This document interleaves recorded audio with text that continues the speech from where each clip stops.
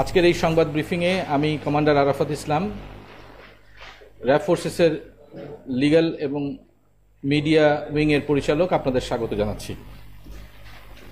প্রিয় এবং সম্মানিত সাংবাদিকবৃন্দ, আপনারা জানেন যে গত 6 তারিখে গাজীপুর জেলার শ্রীপুরে র্যাব পরিচয় দিয়ে একদল ছিনতাইকারী সেলভো কেমিক্যাল ইন্ডাস্ট্রিজের 3 জন কর্মকর্তাকে অস্ত্রের মুখে জিম্মি করে এবং পরবর্তীতে ব্যাংক থেকে শ্রমিকদের বেতন ভাতা এবং বোনাস পরিশোধের জন্য উত্তোলনকৃত প্রায় 19,45,000 টাকা ছিনতাই করে চম্পট দেয়। ঘটনাটি বিভিন্ন সংবাদপত্রে প্রকাশিত হয় এবং বিভিন্ন সামাজিক মাধ্যমে ব্যাপকভাবে আলোচিত হয়ে চাঞ্চল্যের সৃষ্টি করে। এই ঘটনার প্রকৃত কারণ অনুসন্ধান এবং এই অপরাধীদের গ্রেফতারে আমরা সচেষ্ট হই এবং এরই ধারাবাহিকতায় গত রাতে র্যাপিড অ্যাকশন ব্যাটালিয়ন র্যাব ফোর্সেসের র্যাব 1 এবং র্যাব সদর দপ্তরের গোয়েন্দা শাখার একটি দল ঢাকার রামপুরা, উত্তরা এবং গাজীপুরের টঙ্গীতে অভিযান চালিয়ে এই ভুয়া র্যাব সদস্য পরিচয় দানকারী যে সংঘবদ্ধ যে ছিনতাইকারী দল তাদের 5 জন সদস্যকে গ্রেফতার করে এবং এই ছিনতাইয়ের সাথে সম্পর্কিত একটি মাইক্রোবাস, 2টি ভুয়া র্যাব জ্যাকেট, 2টি খেলনা পিস্তল, 2টি ভুয়া র্যাবের ক্যাপ,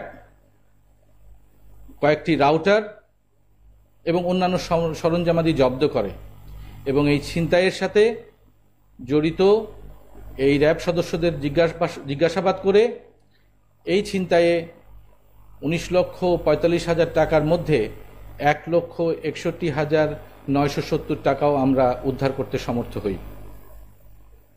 গ্রেফতারকৃতরা হলেন হামিম ইসলাম, রুবেল, জিন্না মিয়া, আমিন হোসেন এবং আশিকুর রহমান। প্রাথমিক জিজ্ঞাসাবাদ এবং অনুসন্ধানে দেখা যায় যে এই যে 5 জনকে গ্রেফতারকৃত যে 5 জন সদস্য এরা মূলত একটি সংঘবদ্ধ ছিনতাইকারী দলের সদস্য, যারা দীর্ঘদিন ধরে নিজেদেরকে ভুয়া র্যাব, পুলিশ কিংবা ডিবি সদস্য কিংবা সাংবাদিক পরিচয় দিয়ে কিংবা অন্যান্য গোয়েন্দা সংস্থা বা আইন শৃঙ্খলা রক্ষাকারী বাহিনীর সদস্যদের নাম পরিচয় ভাঙিয়ে সাধারণ মানুষকে জিম্মি করে বিভিন্ন ছিনতাই করে আসছিল। গ্রেফতারকৃতদের আরও জিজ্ঞাসাবাদ এবং অনুসন্ধানে দেখা যায় যে ঘটনার দিন অর্থাৎ গত 6 জুন বৃহস্পতিবার বিকেলে সেলভো কেমিক্যাল ইন্ডাস্ট্রিজের 3 জন কর্মকর্তা স্থানীয় একটি প্রাইভেট ব্যাংক থেকে শ্রমিকদের বেতন, বোনাস এবং অন্যান্য মজুরি পরিশোধের জন্য একটি বড় অঙ্কের টাকা প্রায় 19,45,000 টাকা উত্তোলন করেছিল এবং উত্তোলন করে তারা একটি প্রাইভেট কারযোগে কারখানার দিকে রওনা করেছিল। কারখানার 3 নম্বর গেটের সামনে আসলে তাদেরকে পথ রোধ করে দাঁড়ায় একদল ছিনতাইকারী। তাদের বেশভূষায় তারা ভুয়া র্যাব সদস্যদের পরিচয় দিয়েছিল, র্যাব সদস্য হিসেবে তারা পরিচয় দিয়েছিল এবং পরবর্তীতে এই ছিনতাইকারী দলের ব্যবহৃত যে মাইক্রোবাসটিতে তাদেরকে এই 3 কর্মকর্তাকে উঠিয়ে নেয় এবং এরপরে তাদেরকে বিভিন্নভাবে শারীরিকভাবেও তাদেরকে লাঞ্ছিত করে এবং প্রায় ঘণ্টাখানেক ধরে বিভিন্ন জায়গায় তারা ঘোরাঘুরি করে।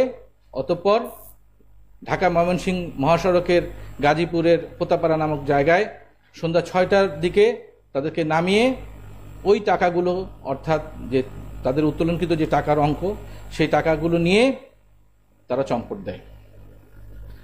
এই ঘটনার অব্যবহিত পরে আমরা এই ঘটনার কারণ অনুসন্ধান করার জন্য এবং এই অপরাধীদের গ্রেফতারের জন্য আমরা বিভিন্ন কার্যক্রম পরিচালনা করি।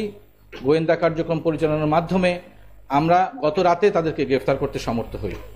গ্রেফতারকৃত প্রত্যেকেই এই ঘটনার সাথে তারা সরাসরি সম্পৃক্ত ছিল বলে তারা আমাদেরকে জানায়। এর ঘটনার মূল হোতা ছিল হামিম ইসলাম, তার অন্যতম সহযোগী হচ্ছে রুবেল।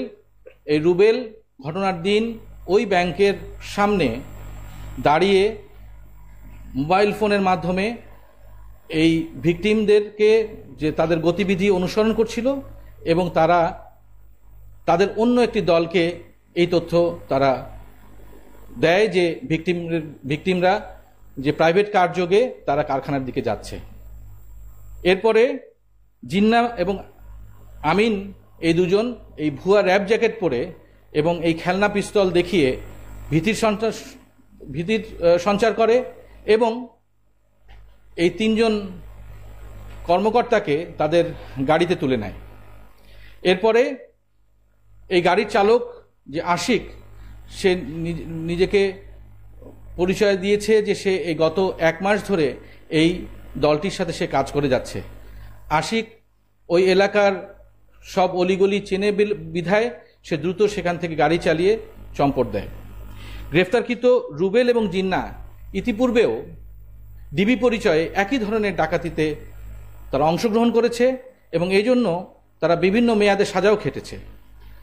এছাড়া ভুয়া ডিবি পরিচয়ে ডাকাতি মামলায় গ্রেফতার হয়েছিল জিন্না মিয়া নিজেও এবং তারা একাধিক মামলায় সাজা ভোগ করেছে। গ্রেফতারকৃত আশিকের বিবরণ আমি ইতিমধ্যেই আপনাদেরকে দিয়েছি যে সে ছিল মূলত এই গাড়ির চালক। আমরা এই সংঘবদ্ধ ডাকাত দলটির বা ছিনতাইকারী চক্রটির আরও যে সকল সদস্যরা আছেন তাদের গ্রেফতারে আমাদের কার্যক্রম অব্যাহত আছে এবং আমরা এই যে সকল সরঞ্জামাদি আমরা পেয়েছি, জব্দকৃত সকল সরঞ্জামাদি সহ গ্রেফতারকৃতদের বিরুদ্ধে দ্রুত আইনানুগ ব্যবস্থা গ্রহণের জন্য আমরা থানায় তাদেরকে সোপর্দ করব। আপাতত এটুকুই। আপনাদের সকলকে আন্তরিক ধন্যবাদ জানাচ্ছি।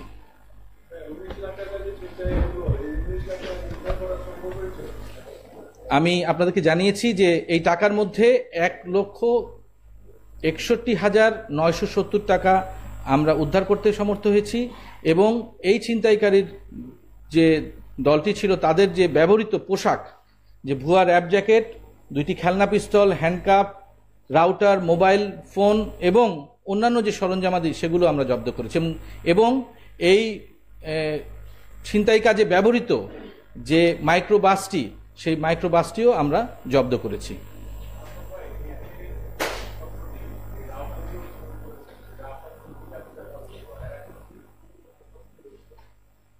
আমরা অনুসন্ধান এবং জিজ্ঞাসাবাদে দেখতে পাই যে এরা যে মোবাইল ফোনগুলো ব্যবহার করছিল সেই মোবাইলগুলো হচ্ছে সিমলেস মোবাইল ফোন।